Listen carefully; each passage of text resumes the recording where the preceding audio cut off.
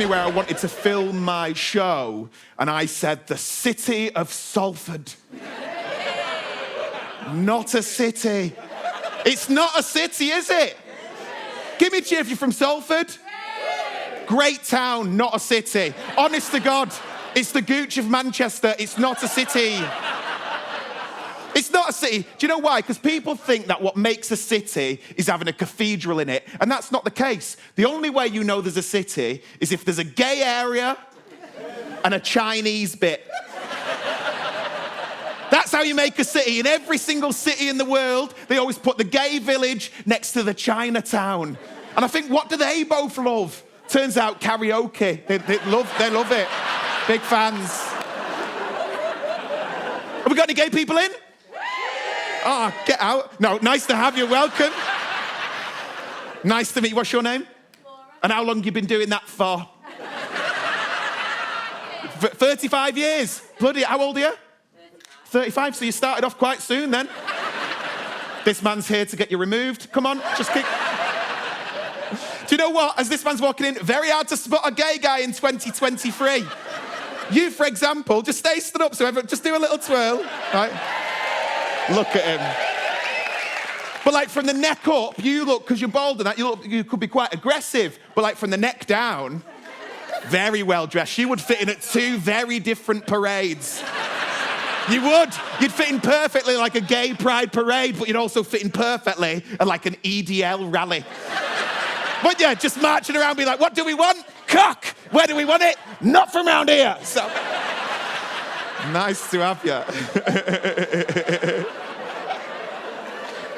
It's nice. I think that the city of Manchester in the northwest is very welcoming to gay people. Apart from once, about a year ago, when I was stood in the centre of town just getting a little selfie, as you do, and then this chavvy lad comes towards me on his bike, proper horrible looking lad. Like he looked like he was born in a Sports Direct mug. Like he weren't right. Like, I know you're not allowed to do this anymore, but I thought it. And I knew there was going to be trouble as well because he was doing a wheelie for about 4 minutes. He's just coming at me like... And as I'm getting my selfie, he comes by, he goes, what you doing? I said, I'm just getting a selfie of me in the street. And he went, why? Are you gay? I said, what? I thought you don't know what gay is.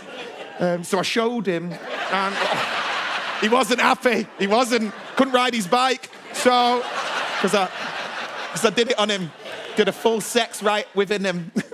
About a year ago, just had sex with he was a man. He was definitely a man. He was a man. He was old enough. He was vaping. So, do me a favour. What was it, Laura? Yeah. Nice to meet you. Right. So pick a number between 5 and 10.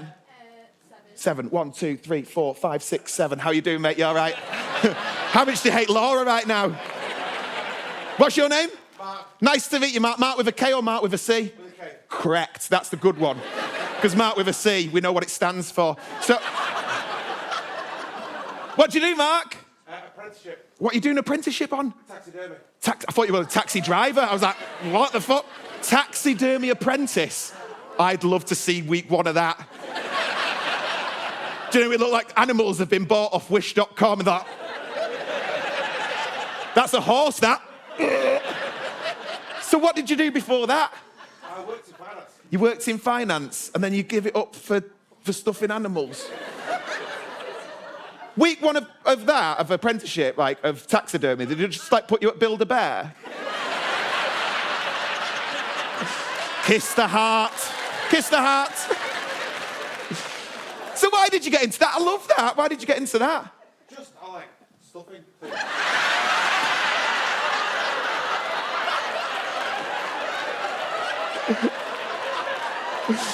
I love how this lady is sort of looking at her own. Honest to God, it's destroyed. It looks like Chewbacca with a cleft palate. It's ruined. Ruined. How did you say you wanted to give up that for your dream? We used to work together. You used to work together. And what do you do now? I work in tax, but good tax. Good tax. The good tax is taxidermy. That's the tax we want. Because here's a tip. If you sit near the front, comedians ask 1 of 3 questions. They go, what's your name? Where you're from? What do you do as a job? Next time, just make some up, right? Say you do something really worthy because we panic. Honest to God. Like, if you said you were a doctor, my mouth's gone dry, my bumhole's gone wet, I can't take the piss out of it. If you say you work for the NHS, you win. Have we got any NHSers in? Oh, amazing. Because you've not been fucking banging on about it for the past few years. And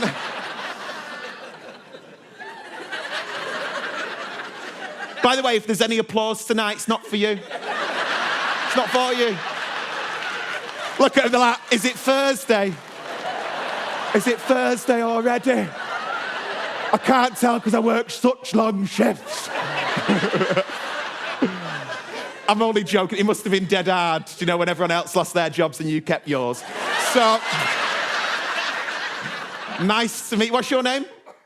Emma, nice to meet you, Emma. And what you do for NHS? Is it like proper NHS, or you just like filling vending machines and that? Like, what's your... GP receptionist. Those claps weren't for you.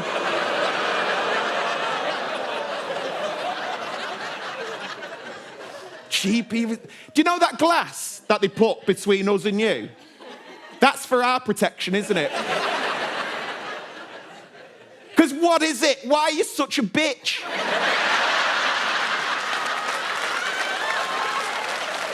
I've met some amazing NHS people over the past few years because they're proud and they should be. I met this woman a couple of months ago who worked in children's A&E, and I said to her, what's the best thing you've ever seen at work? And she went, oh, let me tell you. I think she's been struck off now. But she's like, let me tell you. There was a 15-year-old boy who come in, right, and he got a can of Lynx deodorant stuck in his arse. Half a Christmas gift set stuck in his own arse. A can of Lynx. No, picture that in your head, in his bum. It's so aggressively shaped. Like, if you're gonna do it with like a can of Dove, like, oh, nice. A can of Lynx, you might as well put a can of soup up your ass. Lynx Africa as well, you think, haven't they suffered enough? So what he's done, he must have got bored, completed Minecraft, he's put some lipstick on a can, and he's popped it up his ass. Rookie error, he's not tied a string to it. So at one point, his body snatched it from his own body. And I said to this woman who worked in children's A&E, I said, that must have been awful. She said the worst thing was he had to go downstairs and tell his mum. Could you imagine at 15 years old, all those hormones building up inside you? Then you go downstairs like that.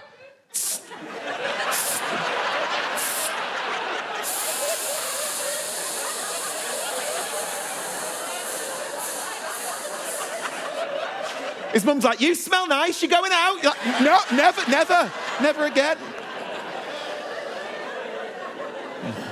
So say you're a doctor and say you're a nurse and I'll leave you alone. Very nice to meet you, Mark. Do me one more and then we'll crack on with the show. Pick a number between 5 and 10. 3. Oh, my God. Oh, my God. He's thick. He's fully thick. Thick with an F as well. He's thick. Pick a number between 5 and 10. Ask the man who worked in finance. 3. Do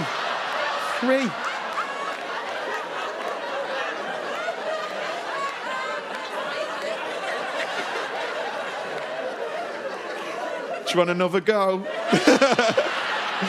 Go on, pick a number between 5 and 10. You've not gone that bold with it. I would have gone for a full 10. 1, 2, 3, 4, 5. How are you doing? You all right? Don't worry, we haven't got time. So, do you know what we have? We've got so much time. Because over the past few years, it's been really hard to write any jokes. And I'm going to let you into a secret now. I've not written a show. It's been so hard because it feels like the world's on fire. There's 2 reasons why I've not written a show. First one is because I'm a procrastinator. Have we got any other procrastinators in? Yeah, nice to turn up on time. Well, I've been a procrastinator all my life. I was born 2 weeks overdue. First words, 2 years old. First steps, 3. I didn't get any pubes till I was 16.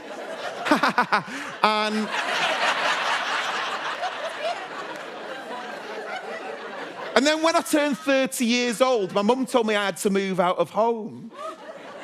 She said, you're 30 now, isn't it best you move out? And I thought, you've lived here longer. You're in your 60s, Beryl. Off your foot. See you in a bit. Imagine still living at home in your 60s. Pathetic. One of the tough things about that is she forced me out of the house quicker than she did a fanny. So My mum's in, by the way. Beryl's here. Give her a cheer. I love her. Love my mum. She's living. So that's the first reason why I've not written a show. Second reason is, as I said, too hard to write jokes. I've tried to write about everything that's been going on over the past few years, and I've found nothing funny about it. I even tried to write like simple jokes, old school jokes. Do you know where you go like, knock, knock, who's there? Not your gran. Like, it's been hard.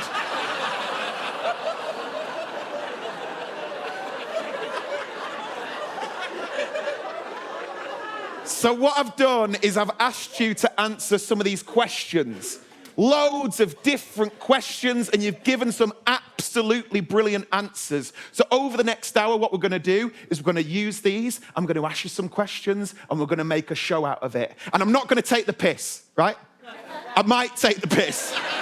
But I'm not going to take it too much because I know what I look like. I picked this to film my comedy hour, and my dad said I look like a badly rolled spliff.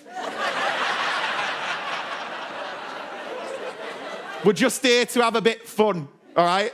So, we're going to use these. We're going to have a nice time. Are you up for a show? Yeah! It's Saturday night in the city of Salford. Are you up for a show? Yeah! Cool. Let's begin.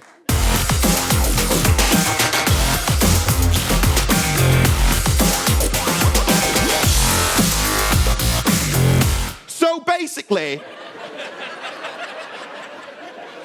what most people do when they're trying to write a show is we try and find a universal thing. So when I was trying to write it, I thought I'll write about my childhood, because we've all been childs before. And Mark's at the front, he's like, that's actually the right term. But we have, and you look back at it, and I was trying to find stuff funny from my childhood, and there was nothing really that I could find. But one of the things is, I think because my mum's protected me quite a lot from the world, right? Like all the bad things, like when I was a kid, she was just trying to protect me from everything, so I don't really remember it properly. Even about a year ago, I went through a breakup and my mum was there trying to protect me. Have we got any parents in? Yeah? You a parent? You got kids? Yeah. You look like you've got kids, but like on a hard drive. And I'm joking. Oh, I'm sorry, have I offended some paedophiles in the audience? Is that what's happened there? I mean, it's a weird one if you are, because you can't really complain, can you? You can't be like, excuse me, right? I mean, the fact you've not denied it's an issue. But parents, right? When your kids grow up, they fucking love it when their kids get hurt, because it means they come back home. Just come to mama. It made me think of all the times I've been hurt as a child, and it was my mum's fault. It was. Taking the stabilisers off my bike before I knew how to ride it. Off you go. Come to mama. Oh, should we have a picnic by this bin full of wasps? Come to mama. Shouting upstairs, your tea's going cold. You shove a potato waffle in your head, it burns the roof off your mouth. Come to mama. And if you're not getting any of these references, it's because you're middle class. So for this bit, just imagine that your au pair hit you in the face with a croquet mallet, something like that. Your mum forgot to pack your chia seeds. And I don't know why we put all our faith in mums, right? Because, are you a mum? Yeah. You've not got any medical background, have you? Have you? What do you do? I'm a student. You're a student of psychology, so you have no medical background. But I will see you after the show, just because I've got some things going on. My mum's got no medical background. I always run to her when something is bad. I know my mum's not got any medical background because when I was 10 years old, I broke my arm. We didn't go to the hospital for 3 days because my mum put a wet paper towel on it. I'm worried one day I might get an STD and she'll offer to kiss it better. Oh, dirty Beryl. So that's why I asked these questions. Question 61. Name something pivotal that happened in adolescence. Someone said, I lost my virginity at 15 and a half. 15 and a half, why are we doing that? To a man which turned me gay. It was behind the bike sheds. This sounds like a dirty Enid Blyton novel. Who's that person? You're pointing at this lady. Nice to meet you. What's your name? Jenny. Debbie. Nice to meet you, Debbie. That's a name that's not coming back, innit? Debbie. Look at little newborn. Debbie. So you were 15 and a half at school, I'm imagining? No. I lived in Glasgow. You lived in Glasgow. It's quite late to lose your virginity, actually. 2 years before the average life expectancy. Very nice. Oh, there's a theme coming here. Question 61. Name something pivotal that happened in adolescence. Slept with a black man. With a big willy. But you were younger, so it probably seemed bigger. Do you like a Mars bar? You're like, they used to be massive. When you grow up, you're like, actually, not that big, is it? And then this is a fun one. Question 61. Name something pivotal that happened in adolescence. I realised what my mum meant when she called my rude bits my money box.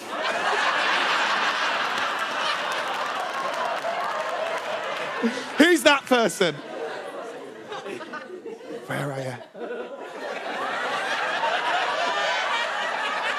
Just for some context, right? Because it's my hometown gig, there's people in here that I know.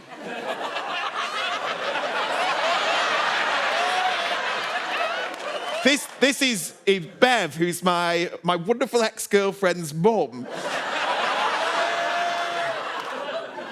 But I'm more intrigued why it was called your money box, because what fucking were you earning? Bev, don't know. You don't ever shut up, Bev. This is not the time to be quiet. Well, she used to call it me tuppence. She used to call it your tuppence. Was it weird at one point? Because I'm not saying you're of a certain age, Bev, but you are.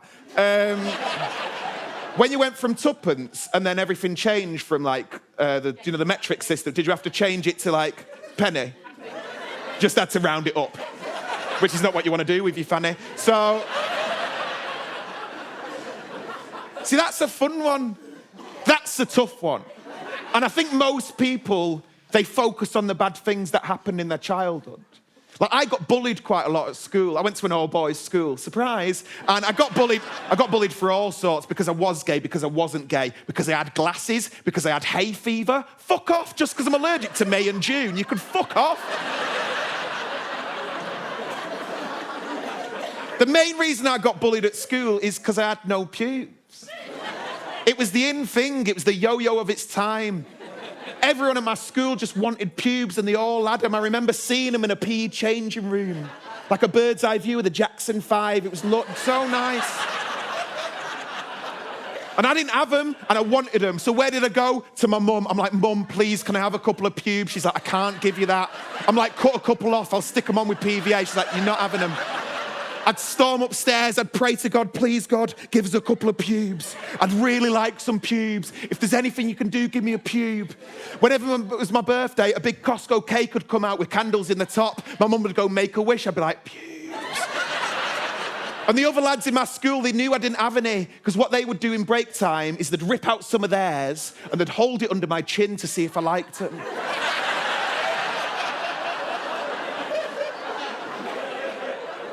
And do you know what's happened now? I've prayed too much. Because they won't stop. They're coming out of everywhere. My ears, my nose, my ass. I've got pubes on my toes. I don't know what they're for. I have to shave just below my eyelid. Shave. By the time I've done hair is growing again, and I don't know what to do.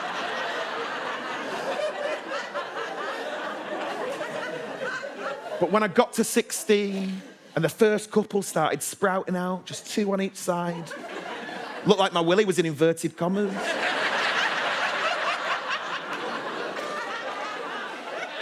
As soon as mine came in, everyone else was whapping them off. And it's not like now where you can go on the internet and you can just sort of go, how do I get rid of my pubes? I was 16, all I had to my disposal was my mum's bathroom. And you root around and you try and find anything, you find tweezers. I can't do that. At one point, I nearly bicked my own balls with a razor, not a pen. I wasn't like, and then I found a box that completely changed my life. It was a thing called Nair. It's like Veets for poor people. You get it in B&M Bargains, which is like Waitrose for poor people. And I slathered myself in it. Completely. Has anyone ever used Veet or Nair on their own bits? Yeah? One man put his like can. Yeah.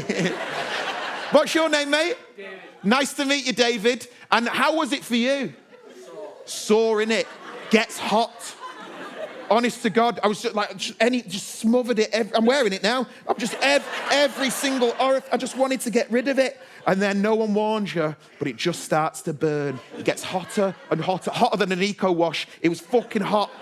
And I didn't know what to do about it, so I just called my mum. I'm like, Mum, my balls are on fire. She runs upstairs, she's blowing on them. That's not good. They're just going back and forth like one of those office desk toys like that. No. Do you want to know how hot it was? It felt like I teabagged a dragon.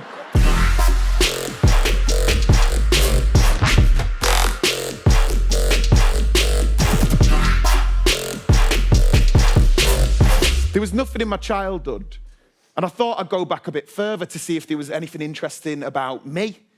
Do you know what I mean? When you look a bit further, because I'm a straight, white, male comedian, there is nothing good in the comedy industry that has come from us, apparently. So I wanted to find something interesting. So I did a DNA test, right? You get them off Amazon.co.uk. And they send you this test tube, and you spit in it, and then 2 weeks later, they tell you whether your dad's your dad. And I thought, I fucking hope he's not, because then I've got a show. Because you don't know, do you? You just meet a man and he goes, hiya, little baby, I'm your dad. And then you just go, okay. But me and my dad were so different. Like, he's ginger, I'm not. He's in his 60s, I'm not. I just thought maybe he's... This test tube comes back 2 weeks later, tells me my dad's my dad, I was livid. Tells you other stuff. Tells you when you might go bald, what food you don't like eating. And then it told me the most embarrassing thing I've ever heard about myself. That's why I asked this question here. Question 72. What is one thing about yourself that you're embarrassed about? Someone's done 2 here, good work. I can't say the word tarantula. Who's that? You can't say tarantula. Feels like the remedial group right at the front.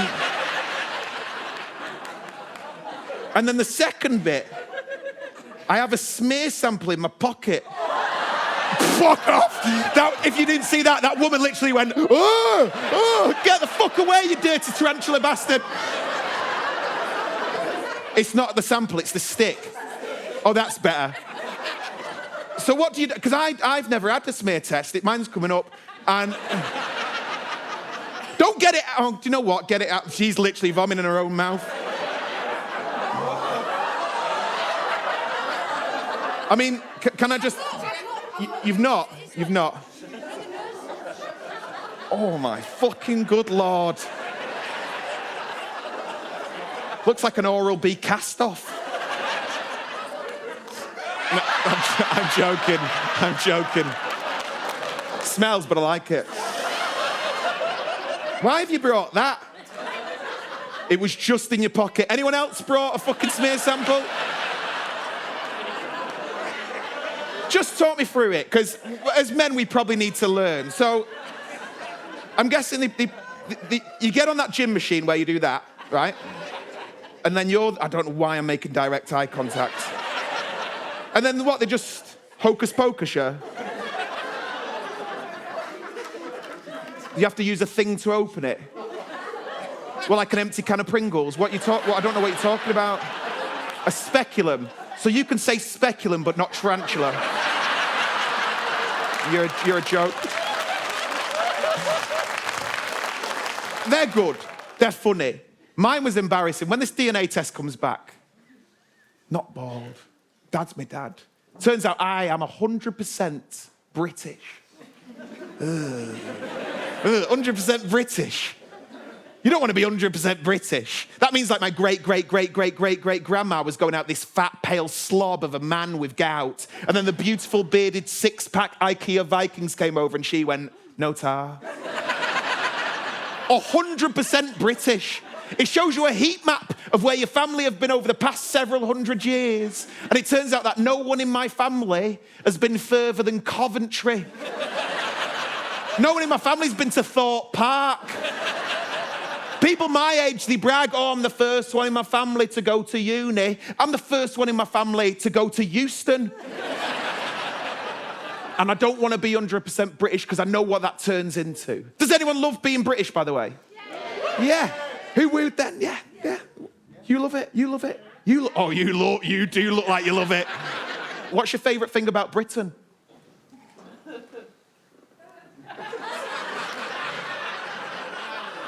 What?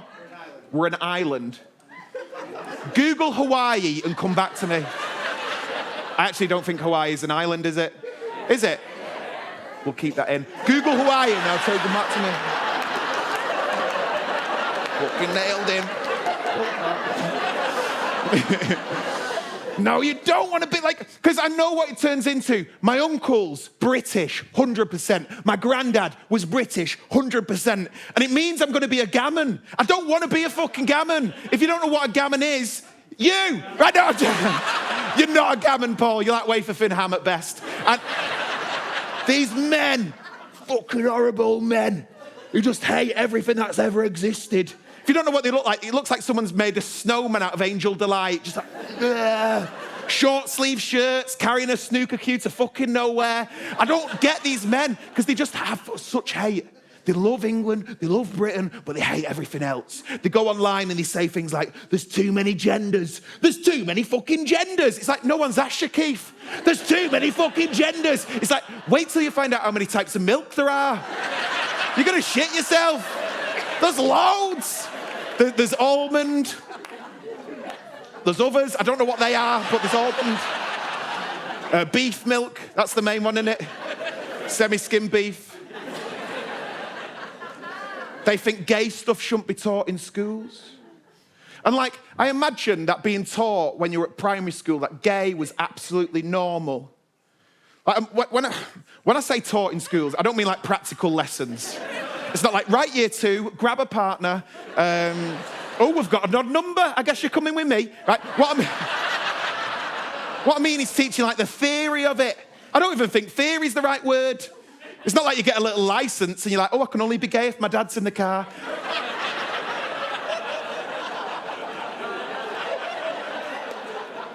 These gammons, they think gay stuff shouldn't be taught in schools because what'll happen, right, is they'll all choose to be gay.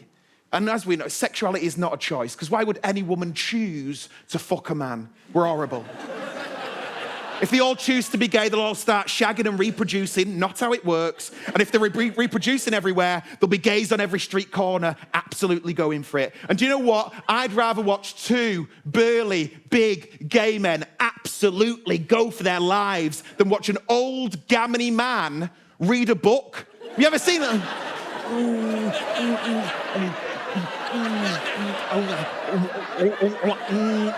That's an Argos catalogue. That's for everyone. I've been bad for it. I've been so bad for it. Only a couple of years ago, I just thought there was men, and I thought there was women, and I thought that was it. Until I found these glorious people. I thought there was he's and hims and she's and hers, these brilliant people in between that went, oh, I don't really identify with any of that. If you can just call me like they or them. Say that to a gammon and watch their head spin. They're like, no, I'm not saying that. I'm not saying they, them, right? I'm not saying they. The people that don't want to say they, them have been saying they, them before they, them existed. They have them lot coming over here. They're stealing our jobs. You're perfect at it. It's fine though, isn't it? If you can change marathon to Snickers, Sif to Jif, just get on board with it. But I love winding gammons up. My favourite thing to do to wind a gammon up, mention a gender-neutral toilet. Their heads fall off. They're like, gender-neutral. I'm not going in there. It's like you've got one in your house, Keith. Chill the fuck out.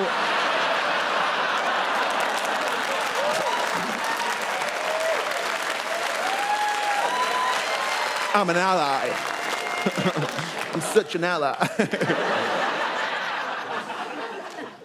And I've been part of the problem. There's a big thing in comedy about straight, white, male comedians. We get told off quite a lot. I've been told to shut up, stop talking. You've been speaking for the past several hundred years. I'm like, I'm 35. Men need to shut up and listen, unless you are a sad man, and then you do need to talk about it. I'm like, I don't know which to do. So I've tried to be part of the solution where I thought there was just like 4 letters, do you know, in like the sexy words? The sexy letters, the sexuality letters, the LGBT, the LGBT. I thought there was 4. I thought there was like LGBT, the John Paul George Ringo of the sexuality world. And then I found out about more letters. And I thought, well, if I don't know, some of you might not know. And I thought, well, I can tell you. So grab a pen, because I know some of you have fucking nicked one.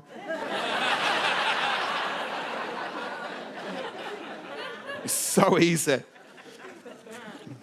I've written it here. So, L, ladies. G is just like gobbling cocks. B is both, that stands for both. T is trans. Because as a straight white male comedian, I am not getting involved in that. You can fuck up, no way, not a chance. And do you know what? I do believe it's trans, but the more I say I believe it's trans, it sounds like I don't believe it's trans, and I do believe it's trans. I do believe it's trans. I do believe it's trans. I do believe it's trans. So it's licking out, guys, bloody everything, trans. QI is whatever Stephen Fry and Sandy Toxvig get up to. I don't know. I just think they yell facts into each other's groins. They're like, did you know? And they're like, oh. In 1833, oh, they love it. A stands for Android phone users. Very marginalised group. And I think this year they're planning their first Pride March, which is amazing, if they can find the right charger to charge the phones up and organise it. I'm being silly. It's so simple. And I think if people could learn to change those things, the world might be a little bit better. So it's just lesbian, gay, bi, which I think is like paying for it, trans, queer, indifferent, Ally McBeal fans. And then there's a plus at the end. And the plus means so many different things. And I thought I wanted to learn what it actually meant. And the plus at the end of LGBTQIA+, the plus stands for big fat fucks.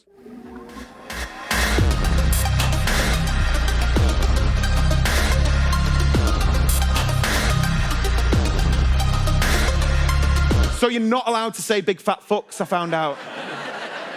I found it out a couple of weeks ago, but I found it out tonight when you all stared at me and went, you can't say big fat fucks. Big fat fuckers, big fat bastards, you can't say any of it. I know you're not allowed to say big fat fucks because this lady came up to me, right, after a gig and right, she had like blue hair and a polka dot dress. It's like, we get it, you've got a blog. And she was annoyed. She was annoyed, right? She comes over and she goes, you're not allowed to say fat. And I said, why? And she went, well, you're not fat. And I said, well, I'm a little bit fat. And she goes, well, you don't look fat. And I said, well, I feel fat. I identify as being fat. She goes, you're not allowed to say fat because fat is our word. And I got annoyed about it. And then over the past few days, I thought about it a little bit more and I thought, like, fair enough. Like, because those people aren't known for sharing. So...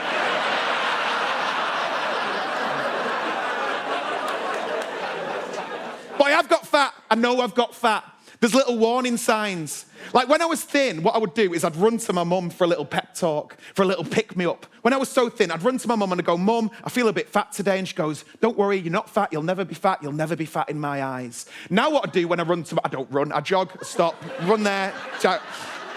Get to my mum and I say, Mum, I feel a bit fat today. And she says, nothing. Other warning signs, the waistband of my boxer shorts quite often flips over.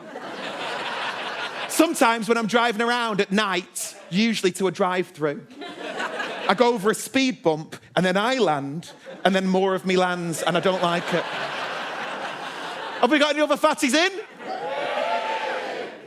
I mean, there's more. I can see you, there's definitely more. If you don't know where they are, they're on your seat a little bit. I don't know if that's a group of people clapping or a couple of fatties leaving. I don't know what's gone on there. I have got fat, and it's fine. Like, some people love the word fat, some people hate the word fat, some people love being fat. It makes me feel really self-conscious, especially doing this job. That's why I dress so ridiculous, so people look at the clothes before they look at me. In my 20s, I was so thin, and now I'm in my 30s, these little bits of fat just keep popping up, and I don't know what to do about it. I looked at old pictures of myself for sort of like some motivation. One thing I found out, I've always had a fat head. Always. There's nothing you can do about fat head. You can't just go gym for fat head. There's leg day, arm day, chest day. There's no fat head day. I've got no neck. I can't be shocked at anything. I'm just, oh, really? Oh, is it? Oh, great. No one in my family's got a neck.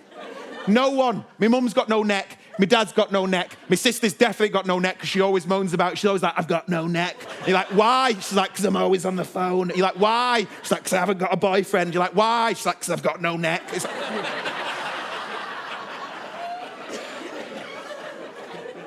and everyone has their little things that make them feel insecure. Question 5. If you could change something about yourself, what would it be?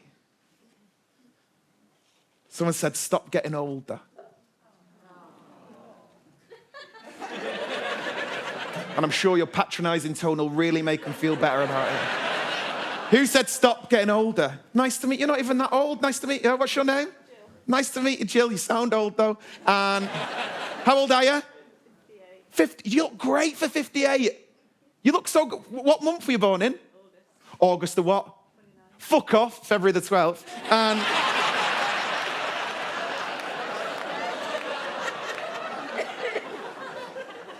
here we go. Question 5. If you could change something about yourself, what would it be? Slightly more tucked in vagina.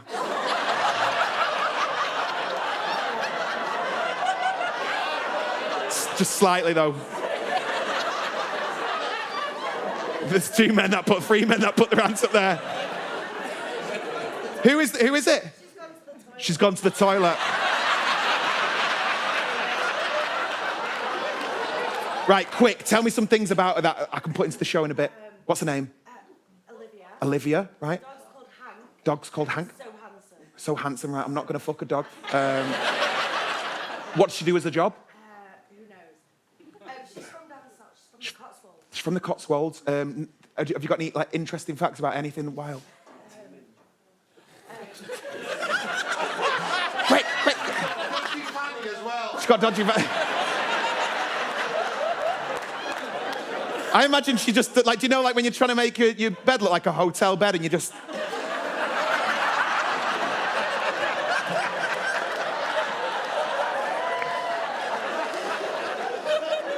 Slightly.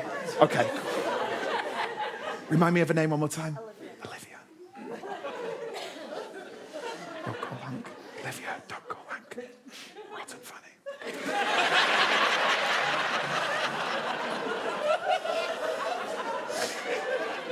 And I know there's more pressure for women to look a certain way because of all those magazines where it's like, don't sweat, don't be fat, don't have eyelids. Sticking stuff to yourself. Lots of plastic now put in your face. People go to Turkey, they put loads of plastic in their bodies, and you don't have to do that, right? Fake lips, fake teeth, fake tits, so much plastic. I think when you die, what bin do we put you in? I read this thing recently about women who put on fake eyelashes. I found out why they were invented. They were invented in the early 1900s by an adult sex worker who was sick to death of getting stuff in her eyes. And do you know what she trademarked them as? Cumbrellas.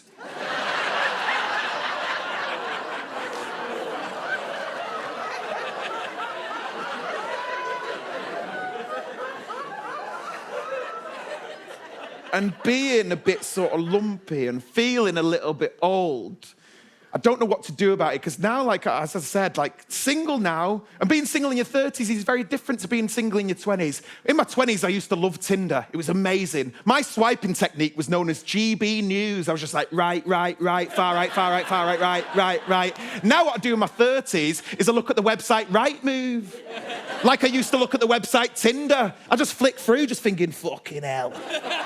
The things I'd do to that house. Oh.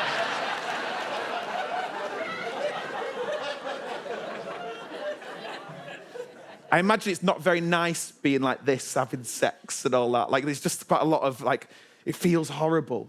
I'll tell you this quick story, right, about a one-night stand I had recently. This woman, she was great. She was called Olivia. She had this lovely dog called Hank, and she had a fanny that was an outie. So...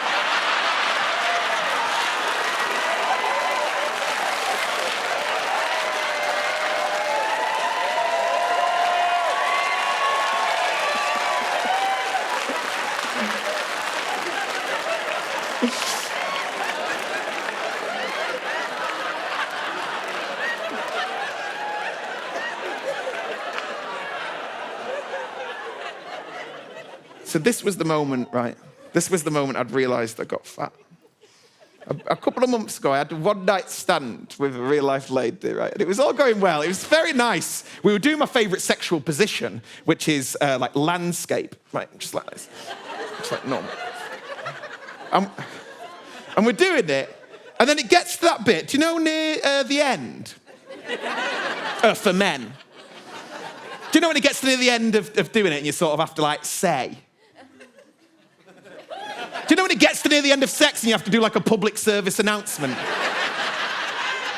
No one teaches you what to say, do they? There's not like a sexy thing to say. You can't just be like, tray tables up, armrest down, we're coming into land. What the fuck do you say? You can't just finish and dismount and be like...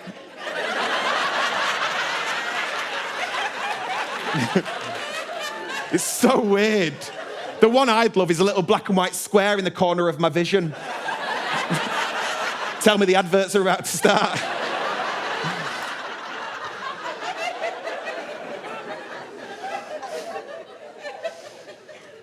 So it gets to this bit. It was all going well. And it was all going well, and then it got to that bit near the end, and then I whisper to her. I don't know why I'm whispering, because we've been making quite a lot of noise, but I whisper, and I just say, I think I'm gonna come. I think. We know. I've known for about 5 minutes. We've only been shagging for 3. So...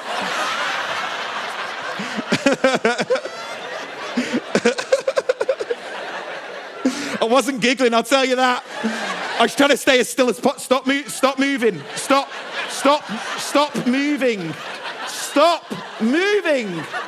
Because there's such a what's the word? Now's not a good time to forget words. Like, there's such a stigma around like premature ejaculation. And like it's just like, we try. Because if you come quick, well done. If we come quick, that's it.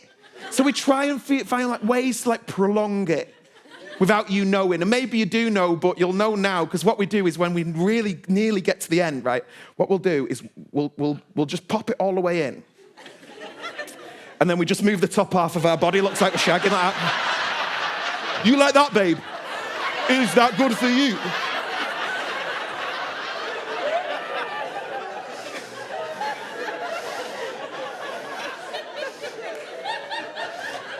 And if you are ever in the throes of passion and then a man halfway through decides to go down on you, it is not for you. So I whisper, I say, I think I'm gonna go. And then she asked me to do a thing I've never been asked to do before in my life. She said, would you mind doing it upon my facial features? Right, and I said, yeah, because I'm a gent. I should have seen the warning signs, fake eyelashes. And this was the moment I realised I'd got fat, right? Because I am here sort of like playing the role of me. And then she's there sort of like being her. And like, I'm just all naked, and not full naked, I've got socks on, but bed socks, like with grip on the bottom.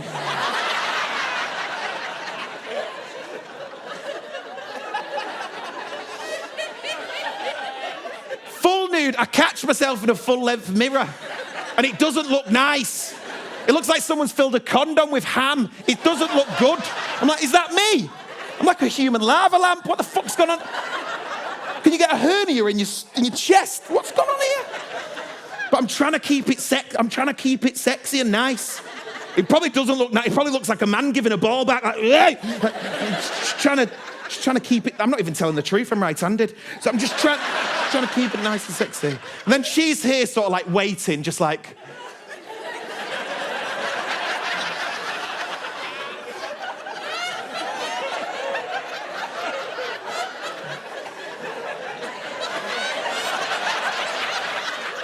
And she's looking at me, direct eye contact. I feel insecure. I'm not myself. This is how insecure I felt, right? This is how self-conscious I felt about my whole body. At one point, I had to look away like a waiter doing a chip and pin machine. I was like...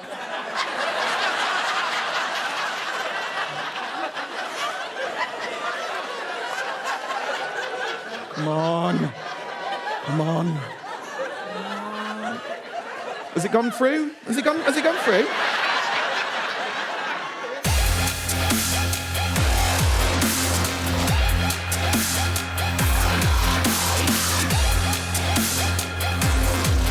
So there was nothing in my childhood that I could write about.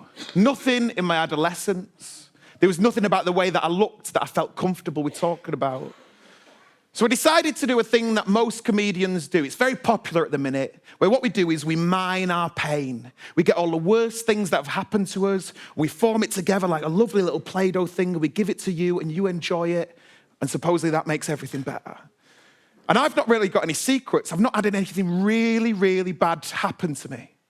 That's why I asked this one. Question 88. What is a secret that you've never told anyone? I killed a cat. Open brackets, by accident. Who killed a cat? Imagine it was him. I'm here. You killed a cat any time recently? Yeah. Yeah? Is it actually you?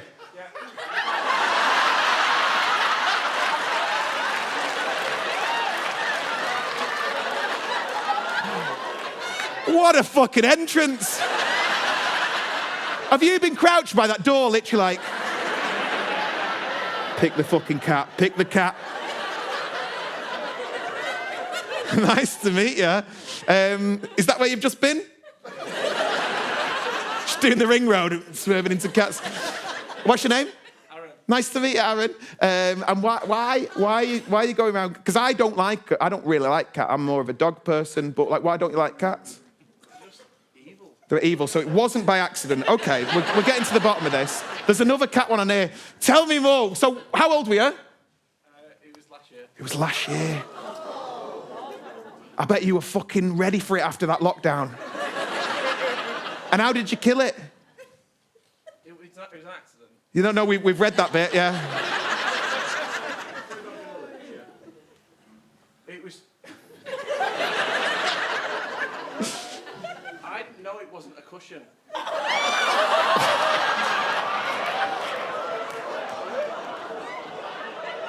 Someone said, I'm actually a millionaire, but I've never told my daughter.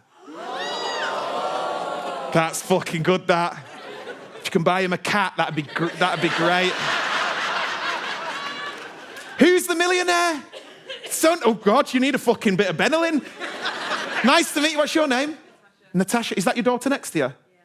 Have you just found out now? Have you just found out right now? What? What? How? So, if you don't mind, how did you win on the lottery, or did you like? I'm not actually a millionaire. I just wanted to say. Oh, you fucking bitch! Go and sit on her now. Get a gun. Question 88. What is a secret that you've never told anyone?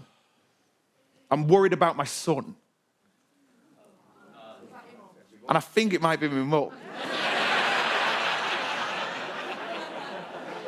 And I get it if it is, because I'm quite a lonely person. I am. I love doing this. I love standing in front of people, but over the past few years, it has been hard to sort of get in touch with people, stay connected to people. As I said, me and my ex-girlfriend, we broke up, and we just broke up because we did. And I ran to my mum's, and like, we tried to make it work, and it just didn't work, right? We tried to do all the things during lockdown that everyone did to make themselves happy. Do you know what number one way is of like getting happy during a lockdown? Buy a dog, or steal one if you were doing that over lockdown. We bought a dog, and it was dead fun for a couple of weeks until the dog stopped eating. We didn't know what to do. We took the dog to the vet, and the vet said the reason she's not eating is because she's depressed. And I thought, oh great, all three of us. I try and find cheat codes for life so it feels like I'm in a relationship or with friends. I do loads of stuff, like quite often I'll sleep on the sofa so it feels like I'm being spooned. Sometimes when I'm walking around, I go under a bridge. I walk right under a bridge and I shout, I love you, just to hear someone say it back. Not an Echo, this homeless man. Very nice guy. I steal bath bombs from Lush so the security guard would grab my arm. Sometimes when I'm driving around, I'll practice my emergency brake so the seatbelt will choke me a little bit.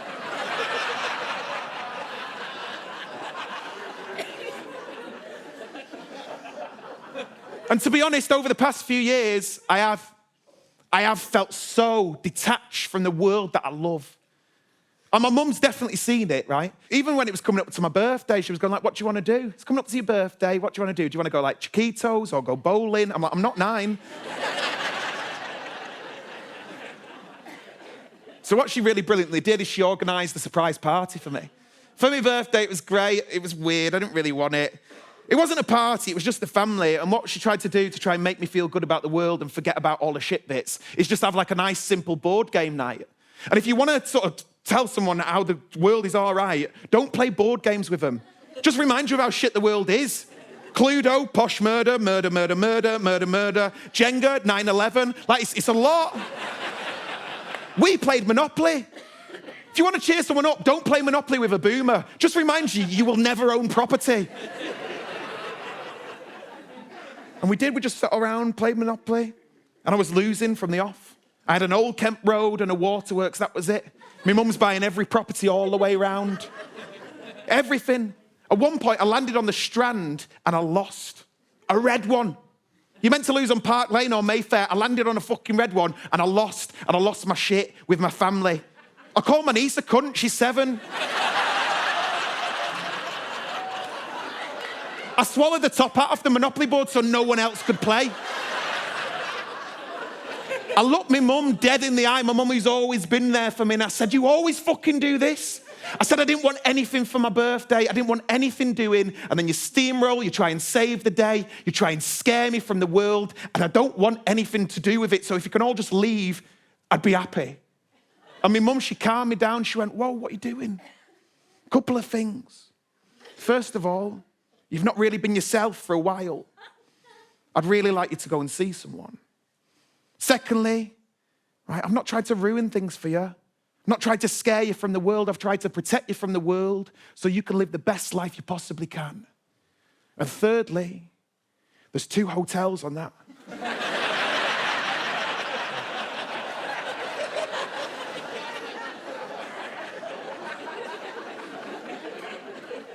And as everyone was leaving, my mum hugged me like I grazed my knee as a kid. And she said, please go and see someone. I don't like seeing you so sad.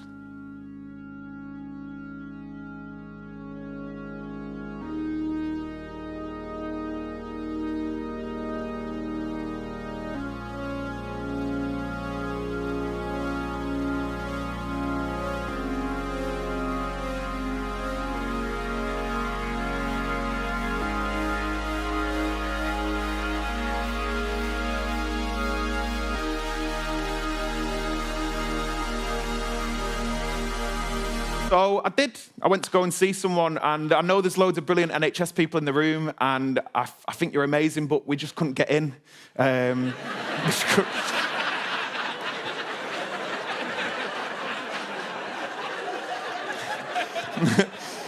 Couldn't get it. Like, it's harder than getting Glastonbury tickets at a fucking appointment. You have to wait there at 7:59.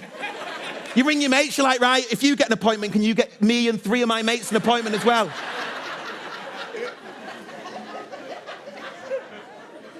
So we had to go private, and where I'm from, people don't go private, it's too expensive. And my mum, she lent me some money, and we went, and it was a nice place. It was like an Apple shop for ill people. It was lovely. The doctor was so nice, so posh. I knew he was posh because he constantly spoke on a yawn. He was like, welcome. How do you know? How posh can you be? Called Wagamamas, Wagamamas. He didn't, but it's funny, innit? And then he asked me loads of questions about myself. He goes, why do you feel so sad? And I said, I don't know. He goes, what do you do when you feel empty? And I said, sometimes what I'll do, right, is I'll crank music as loud as it'll go. I'll sit in front of the mirror and I'll just try and feel something. And then he made me do this test, a sad quiz. depression test. 96 questions. They ask you all things about your life and then they tot up a score. Really personal questions. Things like pivotal things that happened in your adolescence. Things you're embarrassed about. Things you'd change about yourself. Secrets you've never told anyone. And then they put all those numbers into a computer and they give you a score of how sad you are between 0 and 21. 18 to 21 is suicidal. I got 17, so I couldn't even do that right. He goes, you're very close to that score. Do you ever get those feelings? And I said, no, not really. But if I did, it wouldn't be a problem because I'm a procrastinator. And if I really wanted to do it, I couldn't hang myself because no neck.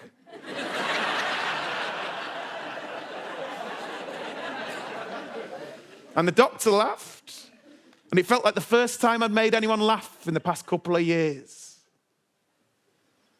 And he told me the different bits of depression. He said there's different types. He said there's clinical depression where your head is wired wrong.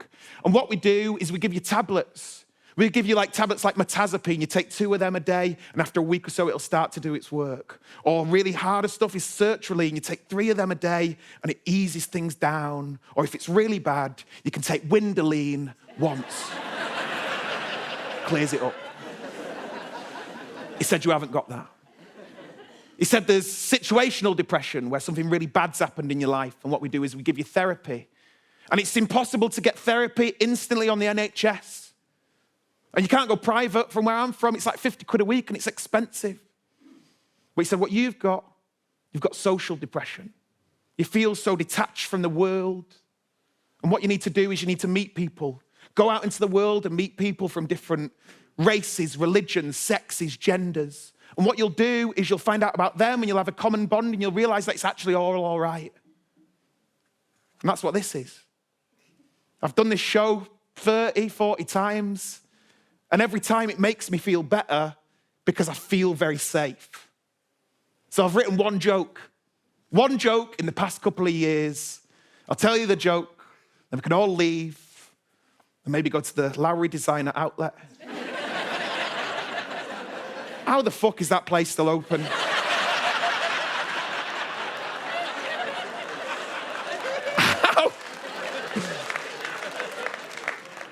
It's like someone's built a big middle aisle of Aldi. There's fuck all there.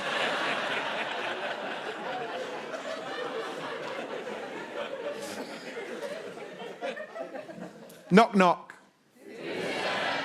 Me. And you. And this bunch of wrong-uns makes it feel like everything's okay. We've got mums who wish they were millionaires. We've got receptionists who we wish were dead.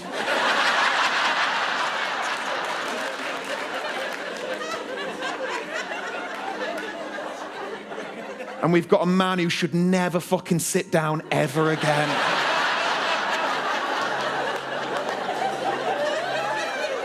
We've got people with innie fannies, outer fannies.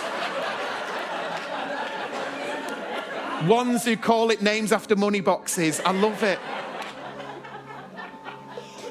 There's so many people in here that I love. My mum, my dad, this family here, I love them.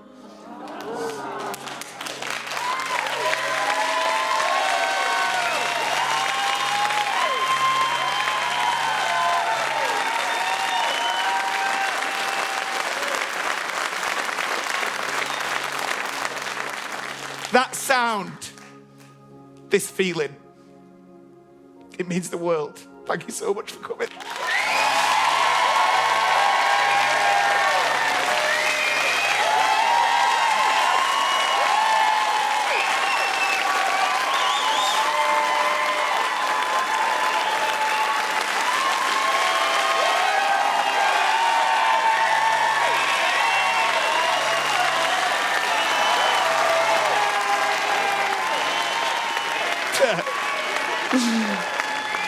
It's like Bruce Springsteen. Before we go, thank you. Before we go, I just want to say thank you. To get to do this 2 times in my hometown, kind of. It really means the world. And there's people like Chris, like people that have been there from the very beginning. I've been gigging about 10 years, and it means the world. So thank you so much for coming. I hope you have a marvellous weekend. I've been Brennan Reece. Cheers. See you in a bit.